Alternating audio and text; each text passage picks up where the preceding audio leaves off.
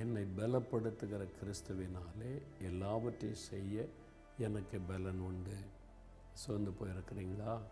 எப்படி செய்கிறது, என்ன செய்கிறது, ஜெயிக்க முடியுமான்னு கலங்குறீங்களா?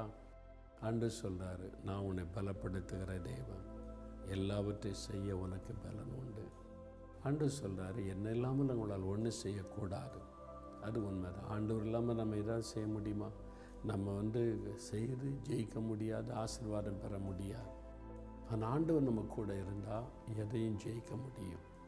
ஆனால் தான் என்னை பலப்படுத்த கிறிஸ்துவினாலே எல்லாவற்றையும் செய்ய எனக்கு பலன் உண்டு.